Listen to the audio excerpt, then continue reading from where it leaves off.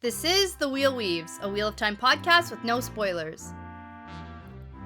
Welcome, book friends. I'm your host, Dani, and I'm the first-time reader going through this series chapter by chapter. As always, there's no spoilers past the chapter we're covering, and that means it's totally safe for first-time readers. I'm joined by my co-host, Brett, who's a longtime fan, and he's acting as my tour guide on this journey. We'd like to acknowledge and thank our executive producers, Brandy and Kirkwood, Andre the Man in White, Chad Welsh, Sean McGuire, Laura and Johnny Lewis, and Rikky Morrisette.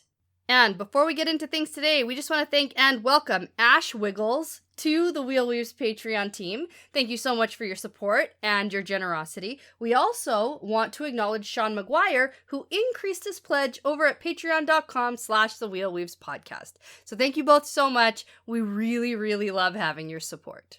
In this episode, we're talking about chapters 20 and 21 of The Fires of Heaven. Yeah, so chapter 20, we have Jangai Pass, and chapter 21 is The Gift of a Blade. Yes, I thought these chapters were actually going to be much more exciting. They sound like they should be exciting, but it's like, there's stuff to talk about. Like, stuff happens, and we can kind of like, we can get there, we can talk about what's going to happen next, but it wasn't the action-packed, It wasn't what I was thinking. Were you thinking, like, maybe when they're going to meet up with Cool It In? When I saw the name Jengai Pass, I was pumped. Okay, and you're like, oh, and battle. then it was a little bit of a letdown. It was mostly confusing, and I'll tell you about the stuff I'm very confused about. Still confused. Okay. So I'm hoping you can help me. There's like a 90% chance you just read it wrong.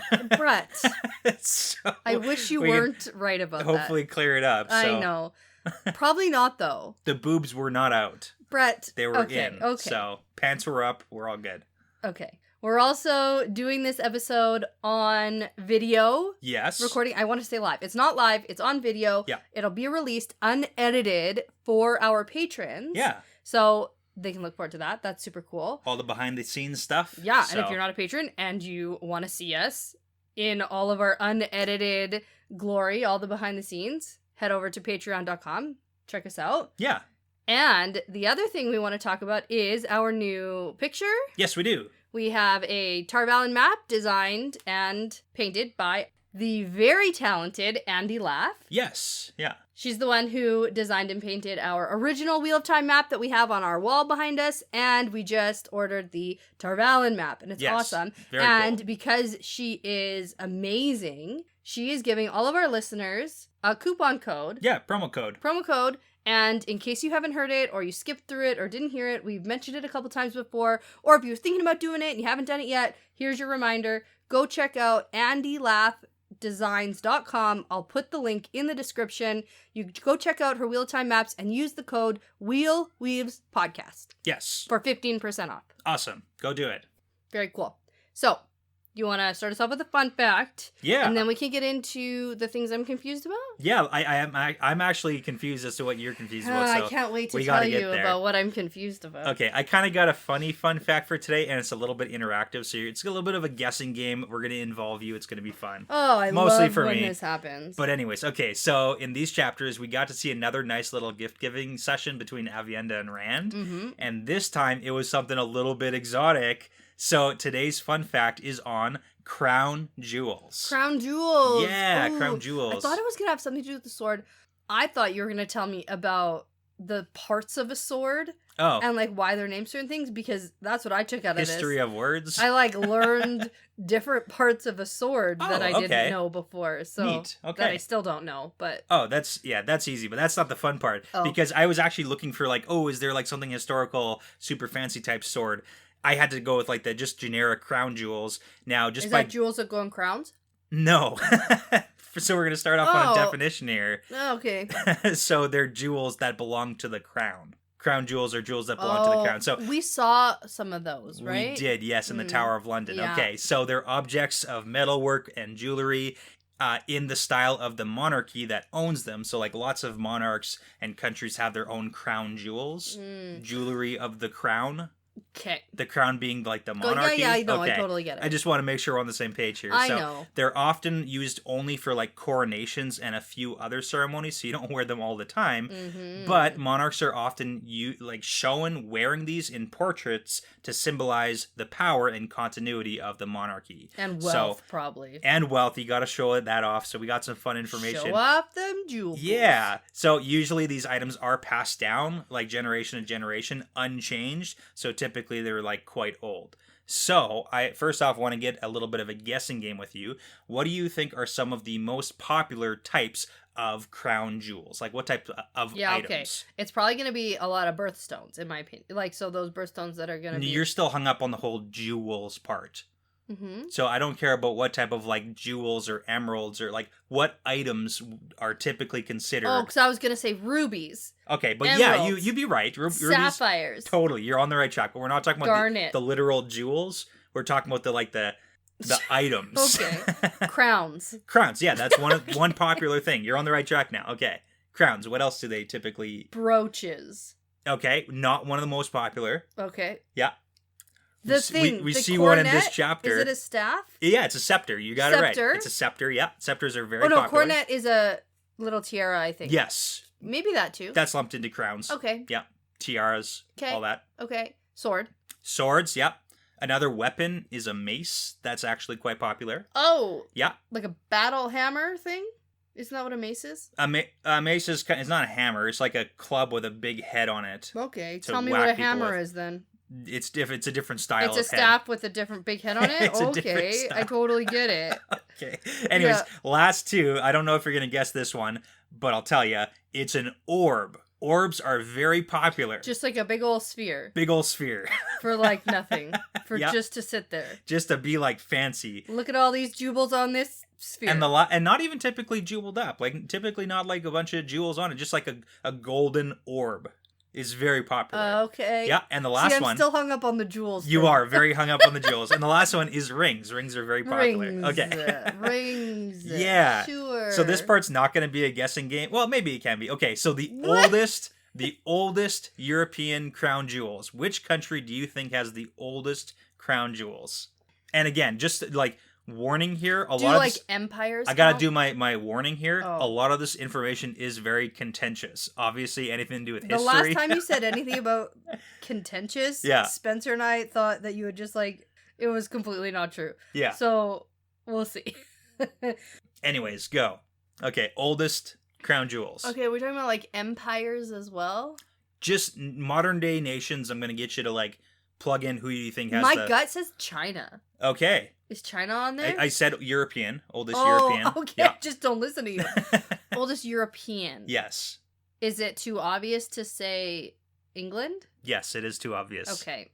I'm going to go with the Netherlands. Ooh, okay. Wrong. It's Italy. It's Italy. Yeah. Okay. So oldest crown jewel is the Iron Crown of Lombardy, and it's from the 9th century. So between 801 to 900. So actually not that old when you think about how old stuff is. It's crown jewels they go missing, they get destroyed, stuff happens. I feel like they're protected better than normal. Well, you think so, but also the UK all got all their stuff destroyed relatively recently in history. So okay, and it's now being kept in Milan, Italy. So that's fun.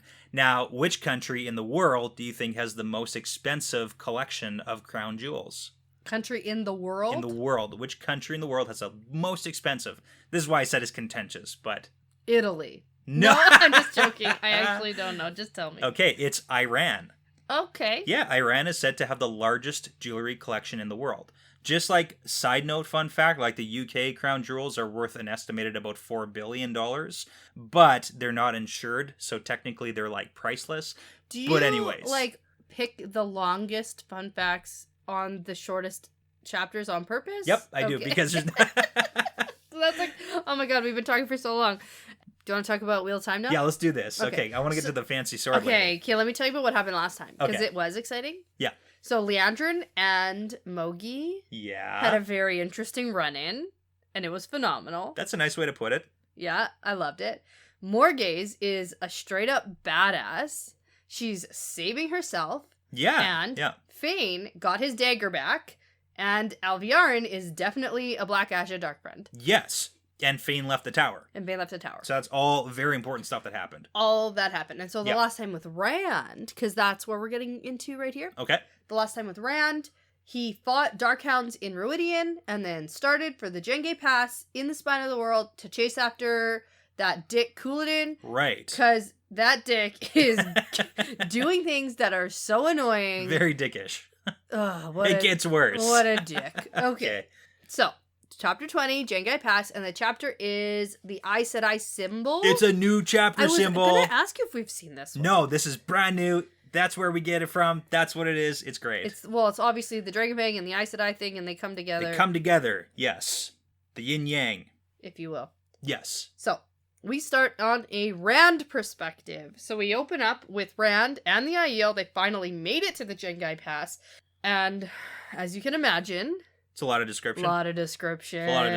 And so now here's the confusing part for me. Okay. And maybe it was just my own perception of what this pass would be like.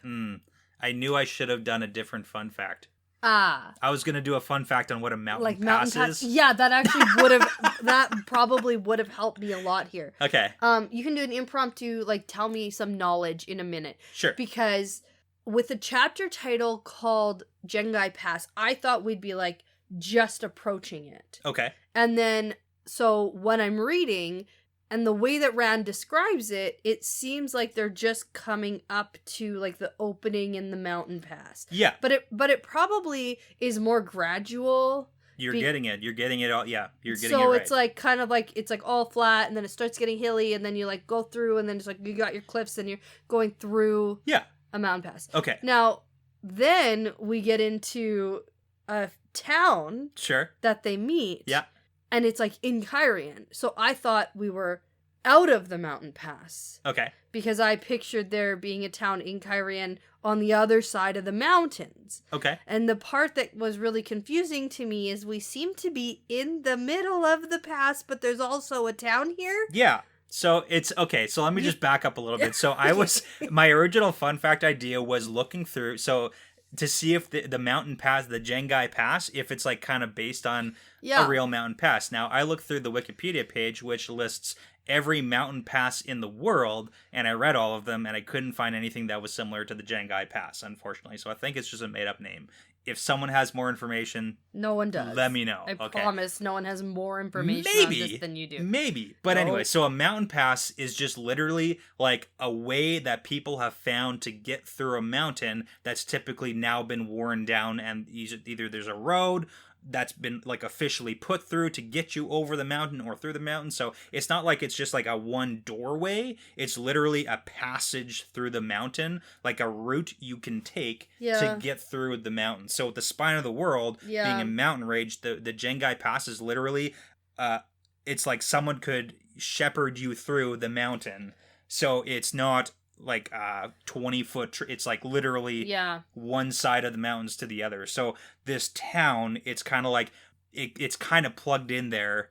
We're sort of in Kyrian, but it's we're not. It's we're clearly not in the waste, and we're I think not in the that's waste. The biggest thing. And if you think about a long mountain range, the mountains, they gradually disappear, right? So it's not a immediate necessarily oh, you're gone out of the mountains. It takes a little while to get out of the mountains. I build out of the mountains. So yeah. Okay. But there was nothing really fun or interesting about Mountain Pass. Yeah, you're right. That's not fun or interesting. All right. So now as Rand is riding through the mountain pass. I have a question. What? You've seen the movie 300, right? With the Spartans? Mm-hmm. Okay, so sometimes people might think the mountain pass would be like the Hot Gates, where in Sparta they plugged it, right, with their 300 guys in the movies, so no one could get through the mountains because that was the one little narrow gate to go through. Uh-huh. That's not what a mountain pass would be. It's not you could, Couladin could have, 200 Aiel to clog up and prevent anybody from getting through. Sometimes that's what people think about. So and it's not that. It's not that. Okay. A mountain pass is just a big, widely traversed area of the mountain you can go through. Okay. Cool. Okay. I actually haven't seen 300, but that's cool. Shoot. Okay, anyone who has might have a better idea what I'm talking about. Okay, let's talk about Rand. Okay. Going through the mountain pass, question mark? Think of it like a big long road. Just say yes, he's going through it. Yeah, okay. Yes, he is? He's going through it? Yeah. He's in it. They're in it. They're in it. And keep in mind, there's thousands of Aiel, so it's not like once he's through at the beginning of it, the rest of them are still back there. They're all coming. Okay. Like, we're all coming. So we get a segment because Moraine is riding beside him. Yeah. And we get to hear a segment of one of her lectures. Yes. Because right now she's telling Rand about Kyrian and the game of houses. And he could care less. You know why he's tuning her out on the game of houses stuff. He's already an expert. Oh, right. He knows how to do it. No, I don't think that's it. I think he just finds her irritating.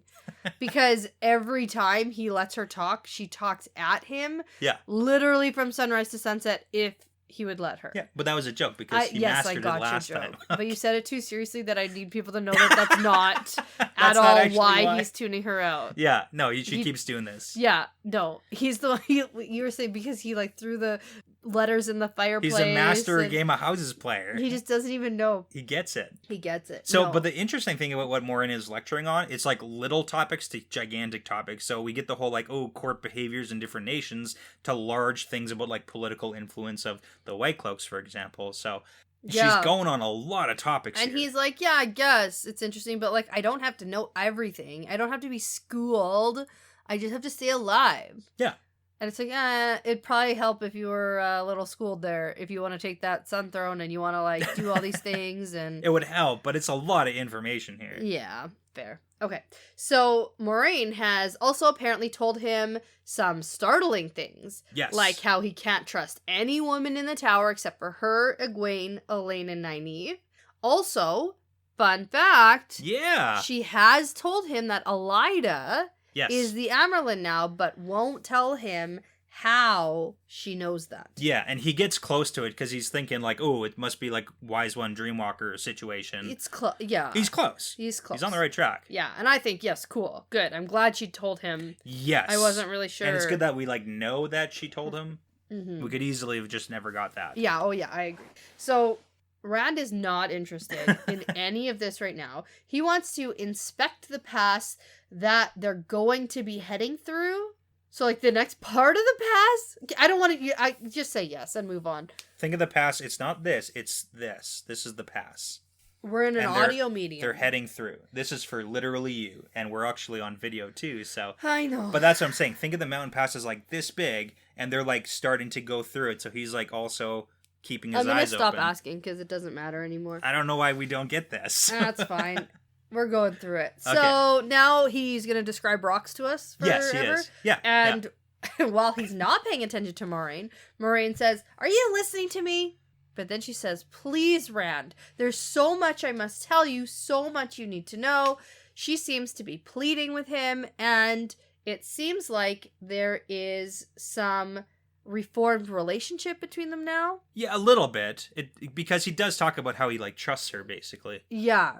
And he means to keep her close from now on. Yeah, and that's pretty big. Like, she is kind of doubling back on the whole being bossy. Yeah, he just doesn't feel like listening to her right now. Yeah. No, I think this is kind of like a good step for their relationship overall. Right. And then we get a side note. Asmodean is acting as Rand's bannerman. Yeah. Flag bearer. Yeah, he hates it. Yeah, we get that later in the next chapter that he just, like, absolutely hates it. He doesn't want to do this. He can't stand this. Yeah.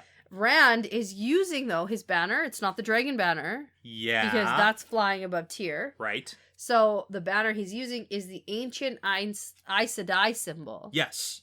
Which is the chapter title. Yes. Symbol. Chapter symbol. Oh, should I show it for the video? Sure. Ooh la la. You got it. Okay. Yeah, and the reason he's using this one is because it's the prophecy of Ruidian that said that under this sign, he will conquer. Yes. And also people might not be as afraid of this one as they are of the dragon banner. Right. Yeah. So now they're approaching some town called Tyene? Yeah.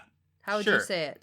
Yeah, I wouldn't. Oh, okay. I would just read it in my head and then not say it's one of those yeah, it's a weird word. So this town has bodies hanging all around the outside walls. Yeah.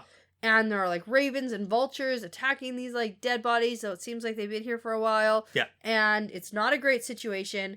And then this is in my notes where I was like, okay, where is this? Yeah. Because then I was like, oh, I get it. We're in the past. We're moving through. But then we're kind of like on the Kyrian this side. town is here. And so... So think of it this way. So we know that well, this is the thing. So Kyrian used to be able to go into the waste. So it makes sense that Kyrian would have a town in or close to the actual past that people would trade through. So previously, this would have been a big booming trade town. Yeah. Okay. Yeah. So. Okay. Got it. So while Rand is like looking at this scene, he gets a memory from Luz Theron, or like something is happening in his brain. Yeah, he does. And so he thinks that this scene is like something else from the Age of Legends. Yeah. Something bad. The Marruis? Sure. I don't know how to say that. Yeah. Yeah, so it's basically a town that all the people refused to swear to the shadow, and then they all got bound up and thrown alive into the flames and the big bonfires that were In at the every streets. street. So Yeah. Rand like knows this is a Luz Theron memory. Yep. So And that's like hasn't told Moraine about this. that's a direct like 1-to-1 boom. He knows it's where it's coming from. So Yeah, and it's been a while since we left Ruidian, and he had just like sort of been having these Luz Theron things. Yeah. And so now it seems like he's figured it out, Yeah. but he's not talking about it. No, he hasn't told Moraine, and he notes that he hasn't told Moraine. So I want to know from you, do you think this is one of those situations where we should be on the whole Team Tell Moraine train? I am on Team Tell Moraine for literally everything. I just want to make sure that she's like, So, yes. Okay. The answer, in fact... she would help and not yes. try to like kill him because he's going crazy. she wouldn't try to kill him. Okay. Oh, no. I don't know. I just gotta No. Luz Theron was never like Shadow. If he was like, oh, the Lord of the Dark has taken over my mind, Yeah. then it's like, oh shit, yeah, okay, this Okay, is maybe bad. that, but well, But- you also think that she knows that he's working with Asmodean. well, yeah, whether Yeah, it's well, she might actually she figured know. it out. Yeah, Yeah, from Egwene's dream walking. the ones that she hasn't seen yet. So Yeah, in the or dream. yeah, because when Nynaeve was like, oh, these are the ones, and the only ones who aren't in the dream are Asmodean and Moghedien. Yeah. and this is clearly not Moghedien. So And like, Moraine's no dummy. Like, she totally knows. okay, so yeah. And she wants him to be taught and get help. And he's clearly leveling up. So, like, either she's just like a stupid moron, or she knows what's up and is letting it happen. I like those two options. And I That's will good. not believe that Moraine is a stupid moron. Yeah. Never, okay. ever, never, never. Well, when you gave me those two options, what else can we choose, right? Of course, she Okay. knows what's up. She's Yeah. Moraine. Yeah. No, I agree. It's This good. is like It's good logic. This you went is through. like Egwene sneaking Rand in through the White Tower situation, yeah. where Moraine sees it. Yeah, and she's like, Oh. yeah, okay. Yeah.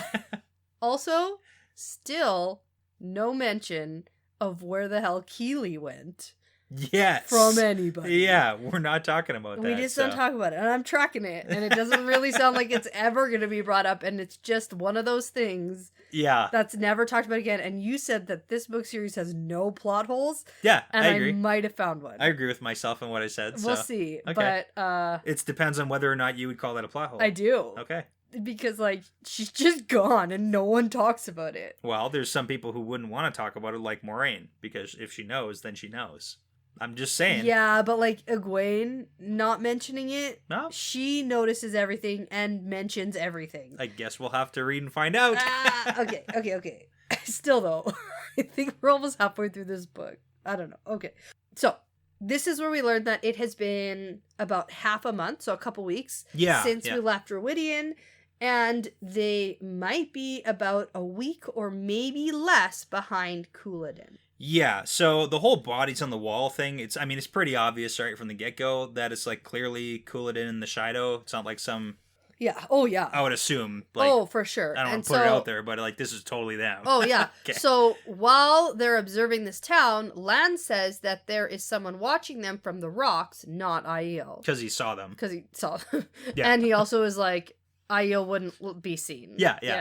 And then so Rand thinks about how more Aiel showing up right now isn't going to help anything. Yeah. Since anyone from Kyrian isn't going to be able to tell good Aiel and bad Aiel apart. Yeah, like the Shido are going to look identical to the rest of the Aiel. And it's like, we know the Aiel can tell the Aiel apart, but regular folk, they can't. They can't. Yeah. And so then Rand thinks for a minute about how Moraine is going to need to find new drivers for the caravan because Kadir and the rest of them are probably going to make a run for it as soon as they can. Yeah, so just like for the record, at this point, and we find it out later, the Aiel are currently like surrounding the town and all hiding right now. Yeah. So it's literally just like Rand and the crew just inspecting the town right now. Right. So. Okay. And then Rand also thinks that he's going to have to let them go. The wagon drivers, Kadir and all of them, he's going to have to let them go to protect Asmodean. Yeah, we've got that a bunch of times. But he hates to do it because there's no justice for the they're, Dark Friends. They're bad guys. He has to let the Dark Friends go, and he doesn't like that. Yeah, and that's his whole thought process. The entire back and forth is like, oh, I have to do what I have to do, not what I want to do. Right. Okay, so now 2 men and a woman come out from the rocks, clearly survivors from this town. Yeah. And they figure Rand is the leader. Yep. Because he's got a lord's jacket. He's and the stuff. fancy guy. He's fancy. And they say, like, thank the light. You came from out of those terrible lands alive. And they tell the story of what happened here. Because Aiel came over the wall in the night and were killing and stealing before they knew what happened. Yeah. And now that whole, like, over the wall thing, I'm just now realizing is the town wall, yes, not the dragon wall. Yes, because you hear about the Aiel going over the dragon wall. Yeah, which is the mountains. And now the Aiel came over the wall. Yeah, but it's of the town. So of the town. Can you like a little bit understand? No, the I get it. No, I understand that. I don't understand the confusion of what a mountain pass is. It's a big, long, windy. Okay. But you know what is kind of funny? I want to point out, like, these people are just assuming that Rand is here to, like, save them. Mm-hmm. But, I mean, I guess it's kind of like a whole... Why else would a lord be here? Yeah, he's a lord, and that's what lords do, is they save people. I guess. And protect people. Maybe. But, like, he's coming from the waist, clearly, so... Who knows? Anyways, it's the only string of, like, They're the lifeline. Good. They're you're clinging here, on. you're helping. Yeah. Yeah. It's like anything they can grab onto. Yeah, but Matt has some criticism for these people. And like, oh, by the way, Matt's here. Yeah. And like fair criticism. Oh, yeah. But like, not from Matt. This is obviously someone in his head. You know what's funny though? Is like his advice isn't that crazy. No, it's great. It's good advice. And like Lan nods approvingly. That's the funny thing. Yeah. Matt's advice is literally, why don't you idiots have guards on your wall? Yeah. Like, anybody could give advice like that. Gives an approving look. But that's the funny thing, is like, that's not like magnificently brilliant advice. It's just like, guard your wall. It wasn't just guard your walls. It was, there's more to it. Guard your walls because then you would know when they're coming and you'd be able to stop them before they got in. And he has like tactic behind what he's saying. I guess so. Not but just it's like, it's pretty wasn't weak anybody advice. watching? That's how I read it. Cause like, I actually thought it was pretty good. That's especially what guards for Matt. do. I think that anytime Lan approves of something, I approve of something. Yeah, okay. So. I approve of the advice, too. It's just, like, not that... Yeah, but they're like, no, of course we didn't have anyone watching. No one has come out of the waste by this road since the Aiel War. So, like, 20 years. So, like, obviously we're not on guard. Yeah. And we get some introductions to these people. Yeah, we do. Difficult names. We don't really see them very much this chapter, so... No. Yeah. I don't know them. Tal Nethin, his sister Errol, and her husband Ander Coral. Sure. Okay. So then we got some more bad news because the Aiel stole people too. This is sad. This is awful. This is like the reverse of what the old school Aiel were supposed to do. It's like, I mean, going back to like the OG, like the Daishan Aiel. And you're like, they got their people stolen and now they're the ones stealing people. Shoot. Yeah, it's not great. Don't do it. On record, don't steal people. Yeah. So now the Aiel took this couple's daughter and son. Yeah. And all the young ones, everyone like above 16. Yeah, basically everybody. Like they took everyone. Everyone they could get their hands on. They said they were guy something. Which is a nice little touch. Yeah. And then stripped them naked and herded them off. It's super not great. Yeah. And then Moiraine hops down and like heals them. Yeah, she does her, like, we've seen her do this before, like, comforting people. This is like, chill out. Chill out a sec. Here's a dose of whatever my medicine is, so just get you to, like, calm down a little bit. Power medicine. Tell me stuff. Power medicine. Yeah. Okay. Anyways, this is totally not what Aiel do. It's bad. We get more into that, too, later. So. Yeah, this is what the Shido do. Yeah. I think we should distinguish the Aiel from the Shido. Okay, we'll call them the sneaking Shido. Well, that's what they are. The sneaky Shido. Sneakers. And then the good guys. Yeah. so far, we don't actually know how good they are at this point. We'll see, because the indifference that they I show, know, they're like whatever. They're a bunch of it's kind of funny. But let's talk about this whole next sequence. Okay, so one of these people from the town recognizes the symbol on Rand's belt buckle, This is bad. which is the dragon. Yeah. And he's like, oh my god, the leader of the group that attacked us had these creatures on his arms. Yeah. And Rand is like, and he like keeps his hands. Because he's got the same ones. Yeah, it's very still. Yeah. So his jacket sleeves don't move. And, Yeah, like, and they come up onto like the backs of his hands too. So he's just like, and it was a gift. I don't know what you're talking about. yes, this belt buckle was a gift. I'm not quite sure. Yeah. And then Rand asks how long it's been since the Aiel left. Yes, the Shido Aiel. The Shido, The yes. bad guy Aiels. And then also how many survivors are here. So we get that it's been 6 days. And the Shido were here for a day and a night. Yes. And they left maybe 100 people behind. Yeah. And that's so, who escaped, basically. Yeah, and then so Rand loses his cool and is like, if there's 100 of you here and it's been 6 days, why are your dead left on the walls? Yeah. Like, get them down. Yeah, it's a bad situation again. But yeah. I mean, Well, it's they 'cause have a Couladin's reason. a dick. Did I mention that guy's the worst? Yeah. So I think you have. Once or twice. Yeah, so Couladin said to leave the bodies there as a message for the man who would be following him. And then they sort of go, oh. Yeah, that's for Rand. It's you. You're the one following him. Yeah. And so this is when all the Aiel with Rand decide to show themselves. This is the best time. Oh my god, it's the worst. And so It's so bad. basically they're like rising out of the ground as per usual all around. Yeah. And the 3 survivors just like freak out, try to run away, but then more Aiel from another direction pop up and they just like slump down sobbing, crying. Yeah. Because they think it's all happening again. Yeah. I love Rand's reaction. It's like, was this really necessary? Like, really, guys? Really? Come on. And Yeah. they're like, what? What? They're Like, just they don't know. Kyrianan. Like, and they also Yeah. don't know what happened. And they Like, to also be don't fair- care about these people at all. No. Yeah. He's like, I don't care what happens to these tree killers. Yeah. Who cares?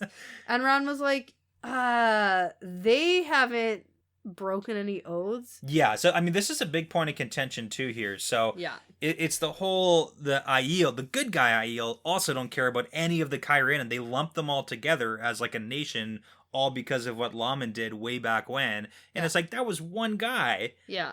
So it's like, I obviously don't agree with how the Aiel treat the Kyrianan, but it's just, No. Rand kind of thinks about how this is going to be another problem on top of his regular problems. His Couladin problem. His Couladin problem. All It's of like, his other problem, his Forsaken problem, his Couladin problem, and now, on top of it, it's like, oh, you're taking the Aiel into Kyrian, and they hate They also hate them, but the it's like, Kyrianans. on a scale of hating them or the Shido more, who do they hate more? Yeah. It's that whole, like, Avendasora thing that the Aiel Yeah. don't like, because King Laman cutting down the tree to make a throne All that started stuff. the Aiel War, which wasn't even a war to them. Yeah. It was an execution of the one guy, and you'd think that even Just to kill Laman the Oathbreaker. Yeah. You know, it's a little bit of thing that you can kind of think about is that even with Giotto, it's like your honor and obligation. Obviously, Laman did a bad thing, and then after his punishment of being executed, you think that would, like, you know, negate the ongoing hatred of the Kyrianan. But maybe it's an entire society of Oathbreakers, and only one guy met his obligation of dying. There you go. And so then it's like they don't trust or like any of them because they're all just like Oathbreakers. Yeah, that makes sense because too. their leader was an Oathbreaker. Yeah, and like they let their leader do it. But Rand so- is like, these people didn't break any oaths. Yeah. So chill out. Go find the other 100 survivors and be nice. Be nice, yeah. You better be nice, Rourke. Don't. And it's Yeah. So also, before they head off, Rand adds in, right, yeah. what do you think of what the Shido did here? Yeah, how do you like this? How do you like this? Yeah. Is this good? Is this good?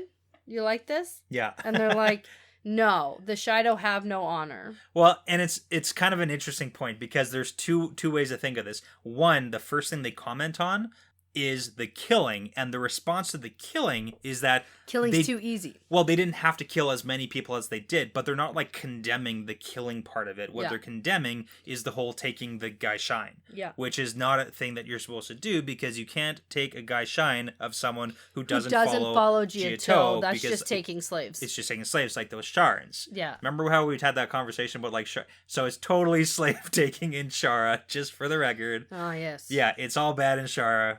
Don't do it. So yeah, and we also get like a lot just about how Couladin is the worst. Well, this is a big thing too I wanted to kind of mention. Yeah, so this is actually like a big overarching theme here, because they talk about how Couladin has abandoned Jiatou. Yeah. That's pretty huge. That means he's not like Aiel anymore. It's like abandoning Aiel. It's like we're getting a third split off of the Aiel again. Oh my god, because like, now they're just like shit people. Yeah, but it seems like a big deal, because that means all the Shido who are following him are also like abandoning Jiatou. Yeah. But I'm sure they don't see it that way. Probably not, or maybe they do. Like, we don't really know, because all the Aiel, they're all brought up in essentially the same way with understandings of Jiatou, so maybe they're all okay with breaking it. But that's what I want to point out, is Rand is literally prophesized to break the Aiel, so maybe that also means breaking Jiatou and stopping that tradition. So that could be like a legitimate argument for breaking the Aiel. He breaks them from their old way of life. So I don't love it as much. Okay. I don't like that theory. Well, it's not a theory. It's just a description of how he could be breaking. Yeah, that's a theory of how he could break them. Yeah. Yeah. Okay. And it's not Rand in this case. It's Couladin, because he is also the Karakharn. No. He's got the things on his arms. I really don't care for anything you're saying right now. Okay, I'm just throwing it out there. No, right. Thank you. You don't like it? No. Not a fan. Okay. No, I don't like any of that, because Couladin is not the Karakharn. He's a faker, phony dick, and I can't stand him. And I also don't think that the breaking of the Aiel has them just like abandoning all their honor, and like that's the one thing about the Aiel that's like good, that Rand likes about them. Yeah, until it's broken. So. No, he's gonna break them like apart. Yeah. And that's clearly, we've seen that happening already. Yeah. Yeah.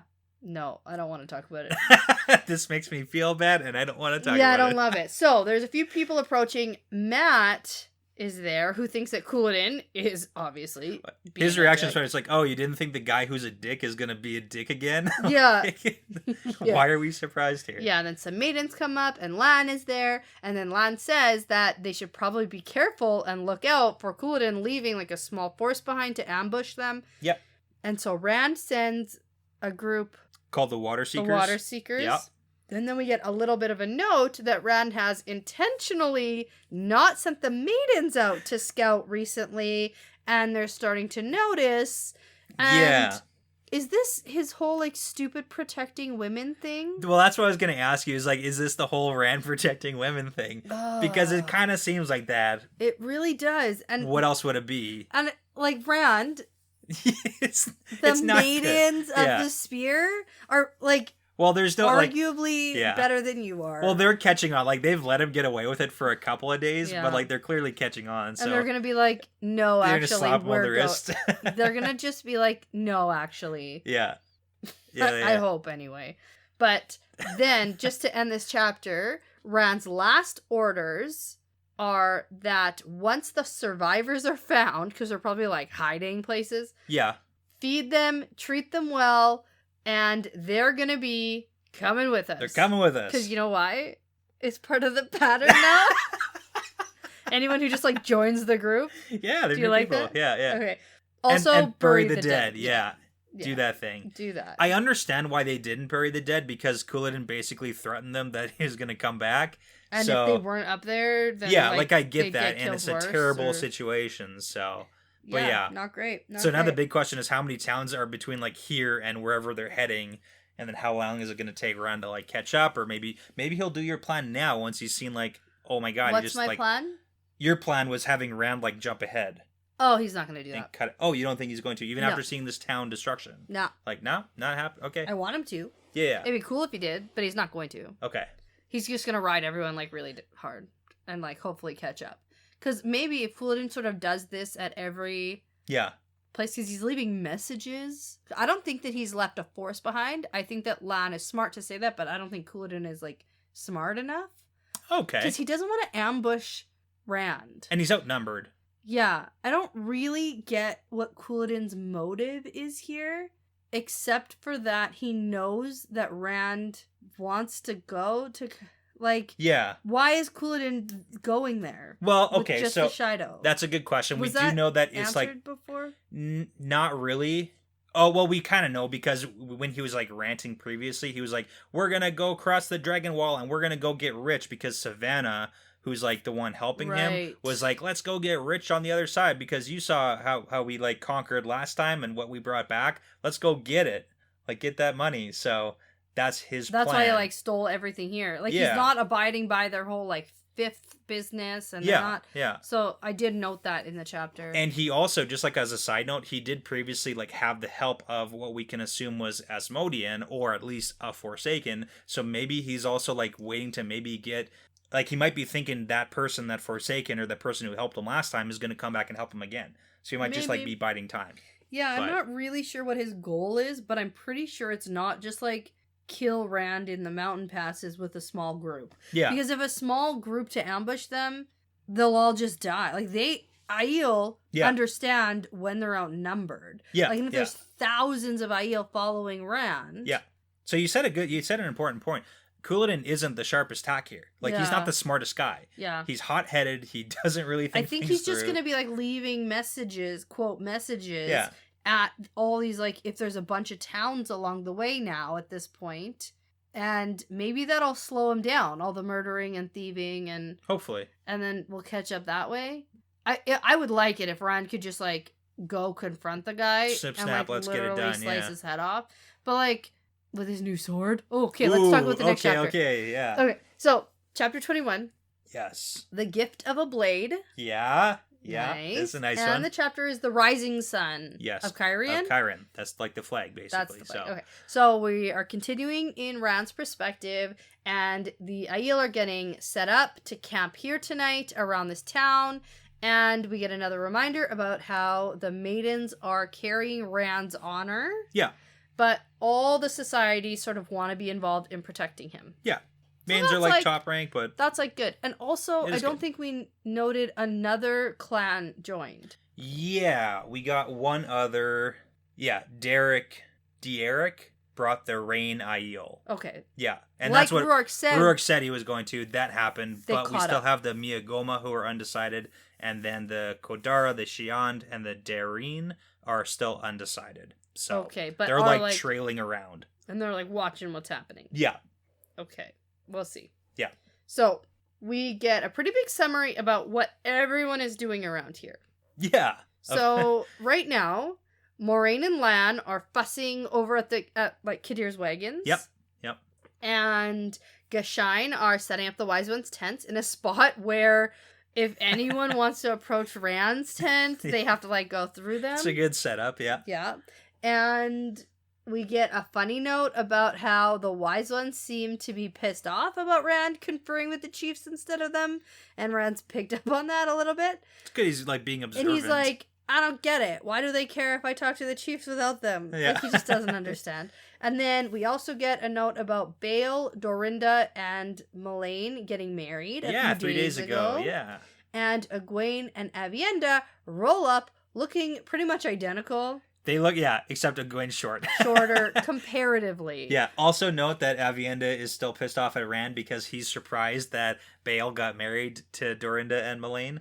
Yeah. Because Rand should know, because Avienda's trying to teach him customs, and it's like he's not paying attention. He is. And Rand's like, I don't know what you guys do, I don't get it. Yeah, he's like, I don't care. Yeah. He's like, I told you. Okay, so now Rand... Yes. On another note of trying to protect the women, quote unquote. He does that a little bit. He wants to stop the girls from seeing the dead bodies on the walls. He's concerned about them. Oh my goodness. And then he's surprised when they don't throw up from seeing the dead bodies. You know what's funny is that, well, not only did they do the exact same thing back at him, because Egwene and Avienda are like, oh, maybe he has a weak stomach. Yeah. And like legitimately think that.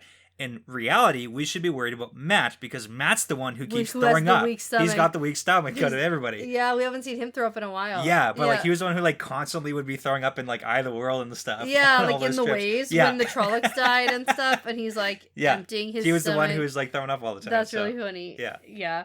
But they do the same. It's kind of like the reverse. They like medium do the same thing because Egwene is like, "There's no way you could have stopped this," and tries to reassure him that it's not his fault, that any of this happened, and even though Rand agrees, she starts riding away and like talking to Aviendha loud enough for him to hear still. Yeah.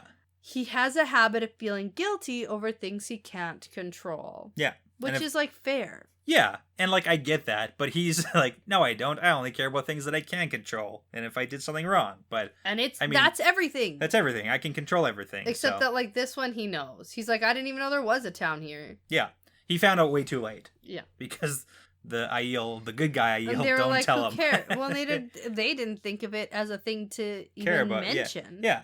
They're like, whatever. Dumb oathbreakers. Well, also though, I don't think that the other Aiel could have anticipated Couladin just like breaking all aspects, right? Just like that does seem like the whole breaking Giotto and taking Gaishain taking like way more than a fifth of like what you're owed and whatever that's it is. not expected. So. Yeah.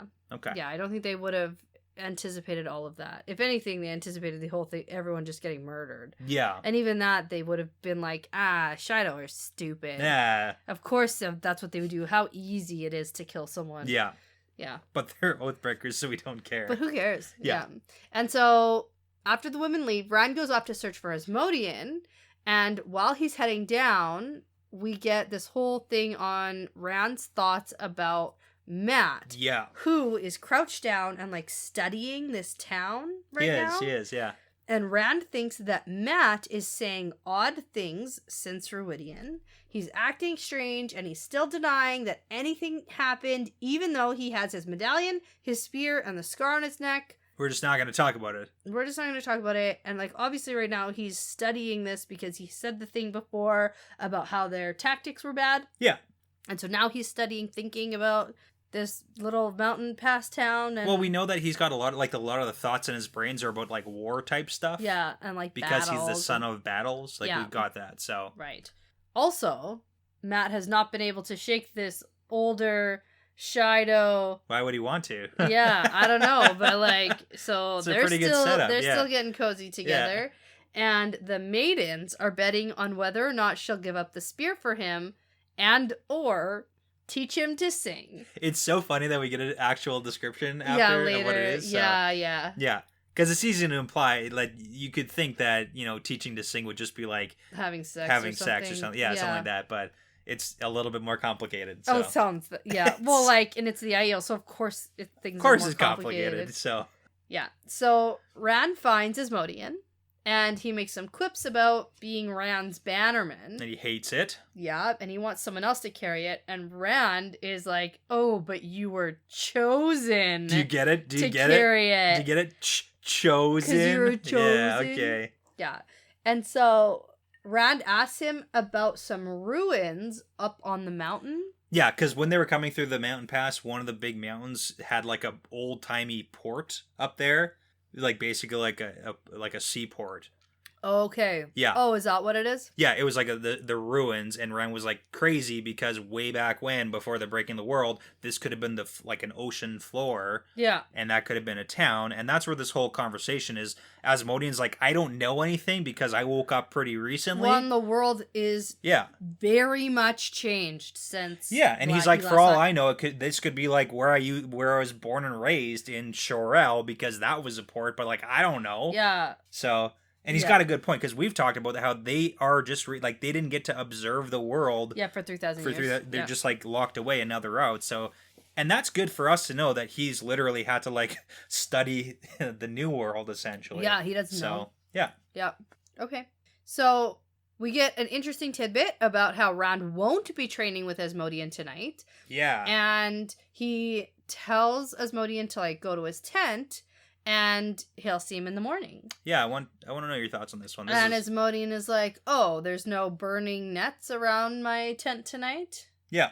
And so I guess Rand is beginning to trust him. That's the question here. But at the same time, they're like literally in the middle of these mountains. Yeah. Asmodean can barely channel. Can't do anything. All the Forsaken at this point know he's like a traitor and he's just gonna like die. I don't know. So like, what's the play here? But that's the big thing because I don't think there is one. I don't think Asmodean has anywhere to go. So Rand's just like, just don't betray me. Yeah. But that's what I'm saying. It's like maybe like could you see this as a Rand play to get, as we've had the conversation before where he was like, hey, Asmodean, you still haven't like come back to the light.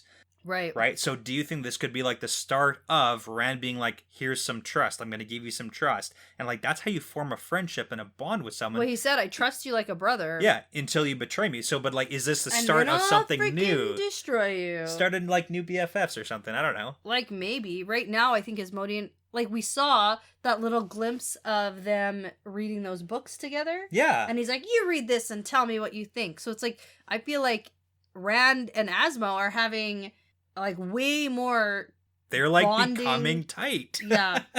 But that's the thing is like they're talking way more than Rand and Matt are talking. He's given him a little bit of a leash to see what he does with it, and maybe it's the start of a he's beautiful basically friendship. On parole. Yeah. Yeah. He gets out of prison but like on a leash. Yeah. Yeah. You can't leave here. If you do something bad, you'll go back to jail. Straight to jail. Straight to jail. Okay. Overcooked chicken? Undercooked fish? Straight to jail. Straight to jail. Okay, so now Rand says, that's a new one. That's not The Office, that's Parks and Rec. Yeah. I don't know if that was the right order. I can't remember that. Doesn't even know. Yeah. I don't know. So good. Yeah. So Rand says that, oh, by the way, that's me talking, Rand al'Thor. Yeah. And then he scolds himself by giving Asmodean a hint that he's not completely himself. Yeah. So, I mean, how serious is this whole thing too? Oh, it's pretty serious. Like with the thoughts of Lews Therin in his brain. Oh. Because I mean, we've seen Matt get thoughts that aren't his, but he also thinks serious. Of it. Yeah, but Matt is like aware that they're like not necessarily. I mean, kind of aware that also they're not also serious thoughts. And exactly the same thing. Same. Okay. Well, like medium same. Yeah. Because Rand never like asked for this. It's just sort of starting to happen as he's getting stronger with the power. Yeah, and I so, mean, like, Matt didn't even.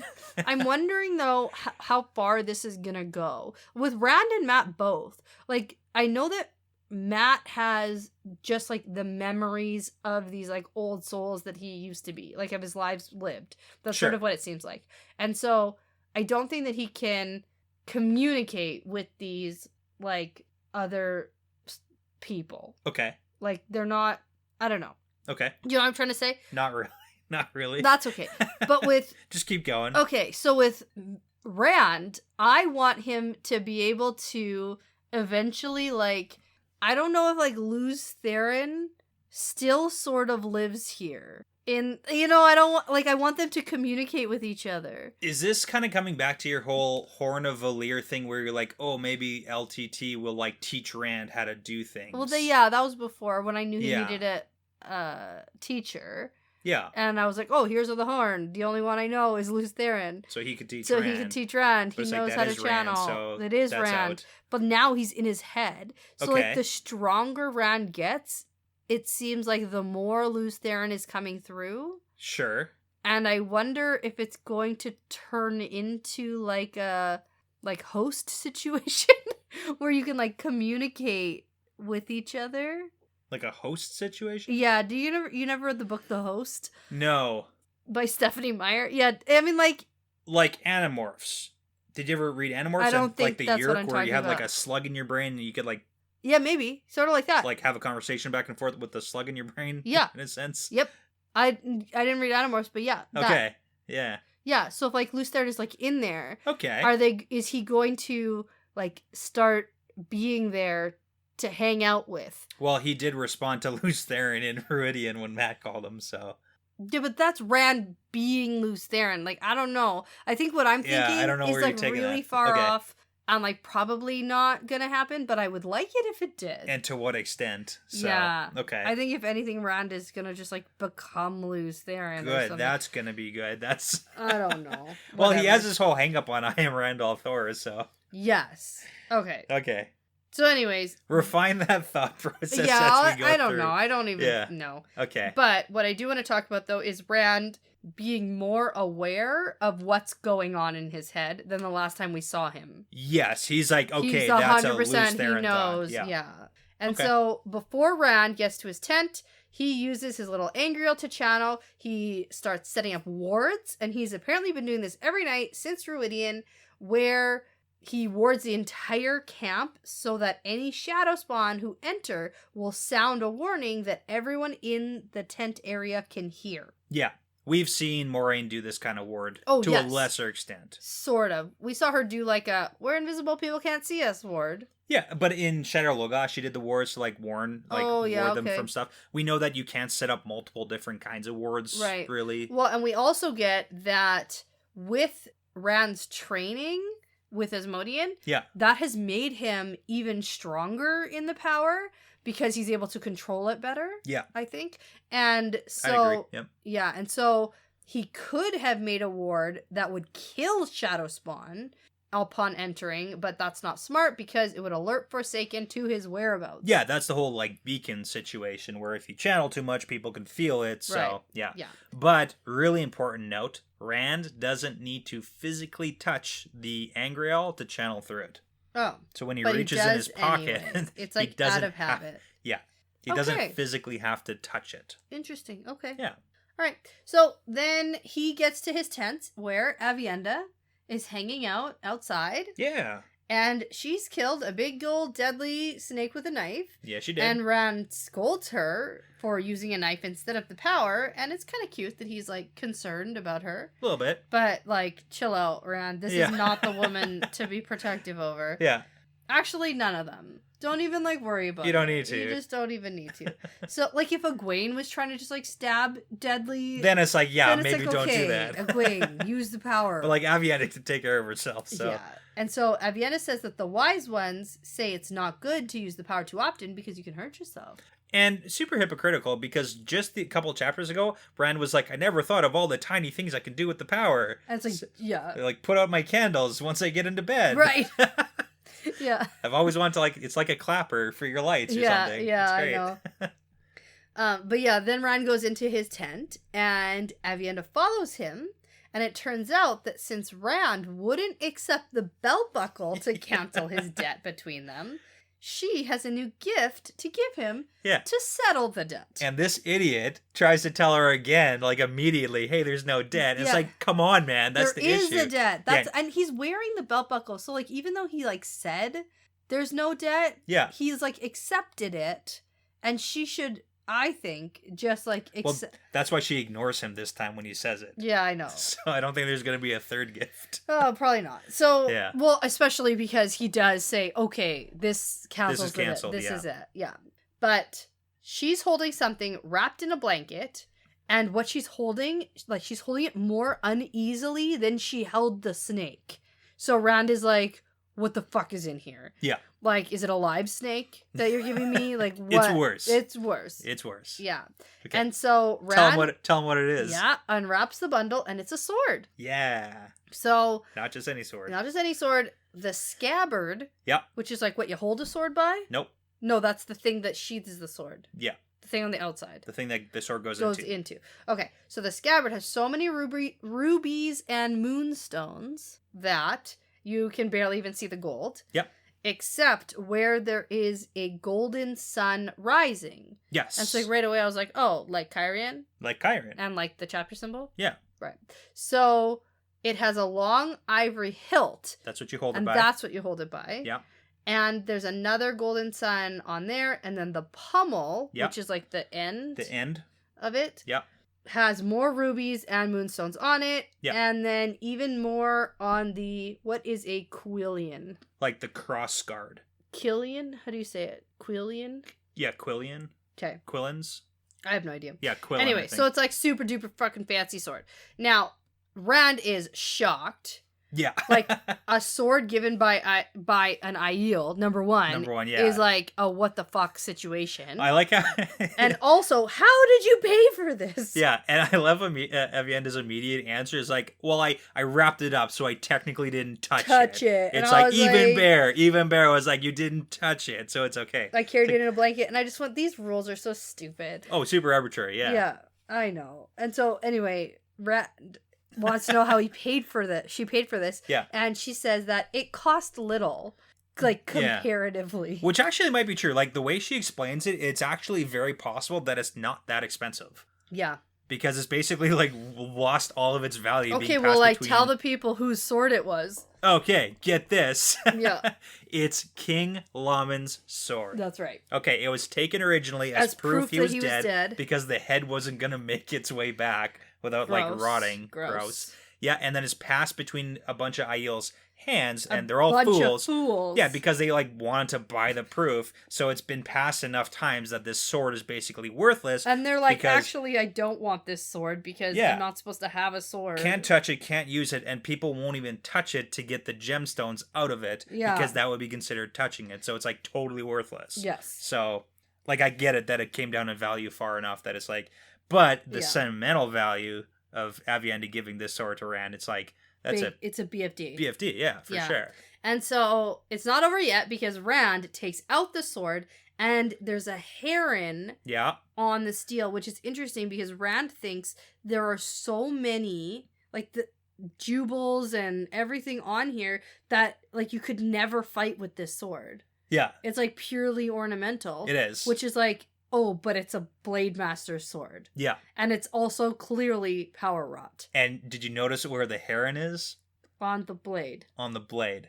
Yeah. Fun little reference for the TV folk. Oh, for the one for the reveal of the sword where the heron isn't on the blade? Yeah. Right. Yeah, so, like, it's just fun. It's a funny note. I had to bring it up. It is what it is. Okay. Let's talk about the books. But anyways, today. So it's a Blade Master sword. And Rand bets it's power forged because it makes sense. Yeah. And so then even more interesting things happen because Rand, like, slices a pillow in half and it, like, rains feathers, which I just, like, fantastic. I like that imagery. Yeah. But Rand says he will take this blade because it reminds him of his dad's sword. Yeah. And also, like, it's good to have a power rod blade. That's a good thing. That's great. Yeah. Because he's only been using, like, his fire sword, and that's his only weapon. Yeah. Basically. Yeah. Well, so now his hands. So he's learning how to, like, do unarmed combat too. Right. But, like, if you're going up against people in this world, like the Ranland. And in reality, he has a much better ability than any sword, so. I know, but, like, if you're trying, like, not to channel for whatever reason, okay, that's fair, then like having a sword not a bad idea is a good idea. That was Swan's advice to Nynaeve, like, yeah, you could make a sword out of air or whatever, but, like, just have a knife if you need a knife. Yeah, have a knife. That's right. So. Okay, so anyway, he wants the blade and he's not accepting the hilt or the scabbard, and he thinks that he will have a new hilt and scabbard made in Cairhien. Yeah. And Avienda tries to argue, but then Rand is like, I didn't accept the scabbard and hilt, so technically they're still yours, and technically on their own they're not a sword, so now you're rich. Yeah. So, and this is a good point too, because yeah, the jewels are worth a lot, but a power forged blade is probably arguably more expensive than the jewels, because the power wrought blade is something that literally you can't get. Yeah. Like, that is the thing, and the jewels are just jewels, it's just money. So right. Like, I do kind of get that it's, like, still valuable. Yeah. So, after all this is done with the gift, we kind of, like, fast forward through dinner, which is the snake that Avienda killed. It's good. And then it's time for bed. And so Rand gets in his blankets, and, of course, Avienda's in there because we found out last time. Yeah. Avienda is under Wise One's orders to sleep in his tent. In the chambers. In the tent. In the bedroom. In the bedroom. So Rand strikes up a conversation with her now to and just for the record, nothing bad, like nothing unbecoming is happening. Yeah, and I wouldn't say bad if anything happened. I was actually kind of hoping that something like inappropriate. I was going to say inappropriate. Yeah, I would like that. I want some inappropriate stuff to happen. Yeah, I know you do. Can I hope for that? You can hope for it, absolutely. Yeah. Yeah, you can hope for it for I've sure. been like waiting for some inappropriate stuff, and I'm you not might just have to wait a for little while. freaking ever. Oh my god. Well, we got Matt like naked going to get some wine. Sure. You know, Yeah. after a Matt. inappropriate session. Yeah, Matt would do that. I like that. Yeah. Rand would not. Okay. Yeah. All right. So, Rand strikes up a conversation to distract himself from the sounds of Avienda undressing under her own blankets. Yes. And she's undressing under her blankets for his comfort. Yeah, but he's So, like rolled over, so I know it's of very course he nice. can't Everyone's look. being very nice here. It's very nice because she could care less. Yeah. She's like, whatever.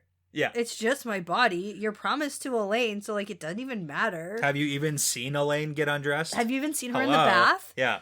Gosh. Okay. It's wonderful. Okay. So this conversation is about the Melaine, Dorinda, and Bale wedding. Yeah. And the yeah. ceremony. And he good. specifically asked about the type of flowers Yeah. used in the bridal wreath. Yep. Because he had sent Avienda the same flowers. Which is hilarious. Yeah. And Avienda's like, And oh. she never acknowledged No. them. Well, those are the ones that she gave Elaine. Yeah. Egwene. Egwene, yeah. yeah.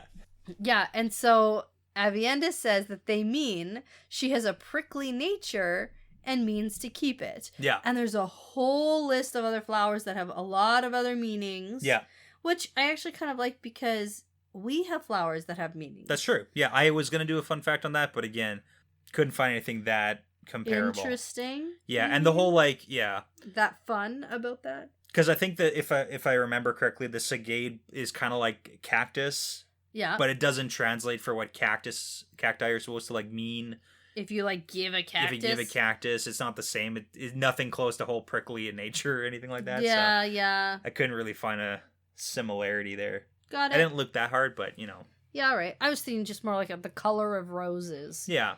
And like those have meanings. Yeah. But I would give you a sagade blossom. because I have a prickly nature, or Yeah, because you you intend- have a prickly nature that No, you don't mean to give I give up. it to you, that means that you have it. No, if you give it to me, yeah, that means that you have it. So if I give it to you, that means I have it. Yeah. So I would expect it from you.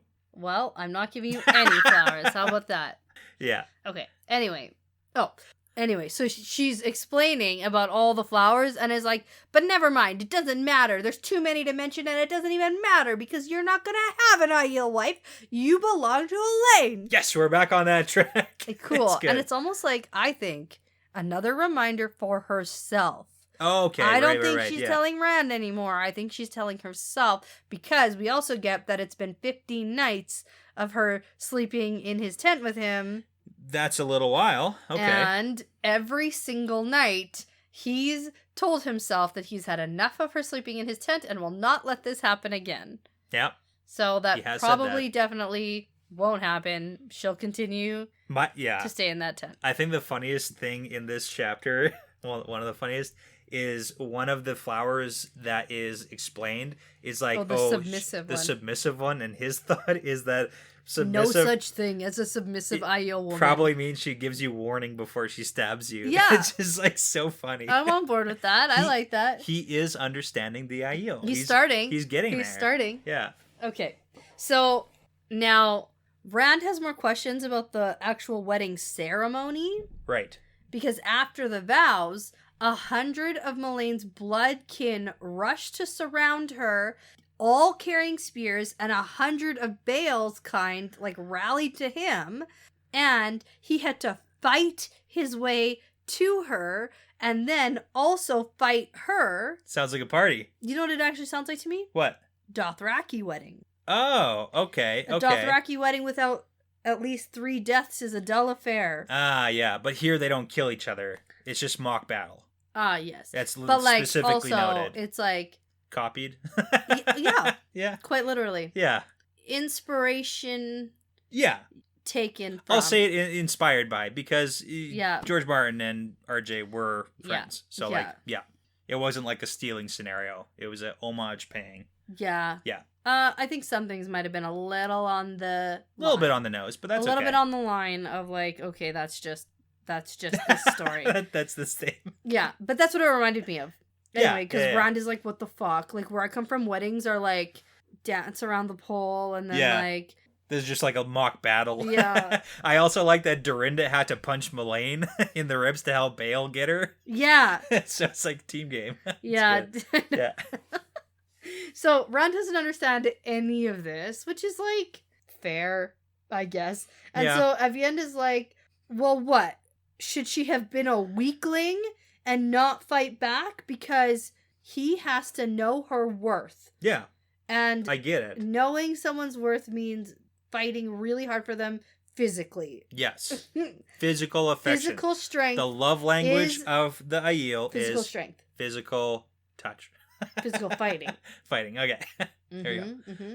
And then Rand is like, all right, tell me what it means to teach a man to sing. I love that she answers. We finally get an answer. Yeah. Okay. And I mean, like, I bet she would have answered if he asked this 2 weeks ago. Probably. Yeah. And he just, like, wonders for 2 weeks and then, you know... This is the important question They've here. been talking about it for long enough. Yeah. So, okay. Let's get it out what here. does it mean? Basically, it means to make a man a fool in front of the Spear Sisters. Okay. I'm going to give you what it actually means. Okay. So sometimes a man gives up the spear for a maiden, but not really, though, because we know that maidens have to give up the spear for the man, which is like, okay. Yeah. But anyways, if a man wants a maiden who's not willing to give up the spear for him, he might arrange to be taking Gai Shine by her. So he would be a fool to be taking Gai Shine in that way. Got it. Then the first thing that's done is you make them learn how to sing to entertain the Spear Sisters while they eat. So teaching a man to sing is what the maidens say when a man makes a fool of himself over one of the Spear Sisters. Yeah, that's what I said. You said it exactly that way. So. Okay, so that's what that is. Which, when we had that little run-in with Bane and Chiad and Gaul, they had been talking about, like, making Gaul a Gai Shine and teaching him how to sing. Oh, that's funny. But it was like, oh, I'm going to force you, because he was like, oh, trying to run around or something when he was injured. And she was like, I'm going to take you Gai Shine and tell everyone. Yes, I remember that. She's okay. basically trying to get him to, like, calm down and just, like, chill out. So. Yeah. Okay. Yeah. So then one last question Rand has on his mind. A lot of questions. All right. He wants to know, who gave you that necklace? Jelly. Yeah, He's Jelly. he is. Yeah. And she's like, a friend, Randall Thor. Now go to sleep. Yep. And he thinks, a friend? No, I don't believe you. And so he doesn't even believe her answer. No. So, to end the chapter, Rand channels to make his, like, dream words, and then he goes to sleep having some very interesting dreams with his 3 main ladies. Yeah, he's having, like, sexy dreams. Yeah. It's good. Well, these ones aren't that sexy because it's, like... This is, for Rand, this is, like, pretty hot. I don't know. It's like the women helping him marry Avienda or something. Like, Elaine and Min help him marry Avienda. He dreamed a confused dream of Min and Elaine helping him throw Avienda wearing nothing but that necklace over his shoulder. Oh my god. Oh, it is racy. Yeah. It's like, and it's the wedding night. Well, she beat him over the head with a wreath of sagade blossoms. Got it. Okay. So, I mean, I'm just saying. Okay, call it now. In the show, do we get racy dreams? No. Ah. Unless they serve a purpose, like the whole Lanfear coming in on Rand's dream in the lake, like something like that. But we're not going to get, like, regular time. We gotta get some, like, relationship building, world building stuff, Yeah, though. we will. Just in a different... I don't know. I don't know why we're asking me any questions. I don't know. I have no idea. You know nothing, Brett. Yeah, that's true. Yeah. Okay, so stuff happened. Cool. Not as action-packed, but we're catching up to Couladin. All right. You don't know something?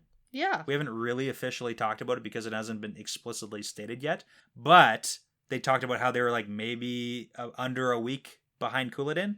Well, a week isn't 7 days. Okay. In the Wheel of Time.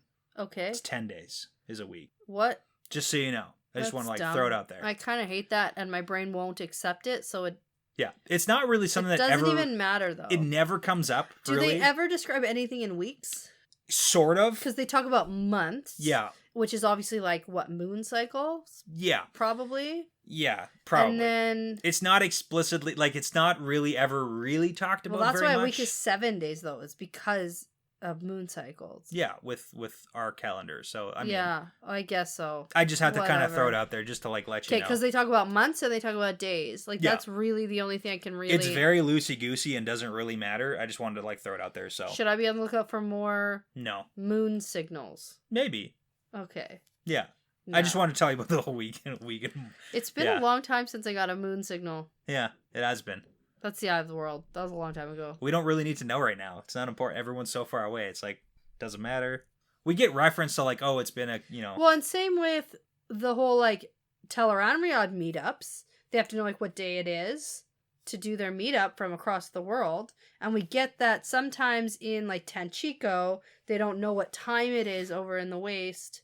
Yeah. So they're like going to bed early to like see, you know. It's all very loosey-goosey. That's all, yeah. Okay. Anyways, okay. That's all. So before you let your teacher prisoner go free for the night, I'm going to say that this is part of the pattern now. Yeah, it's part of the pattern.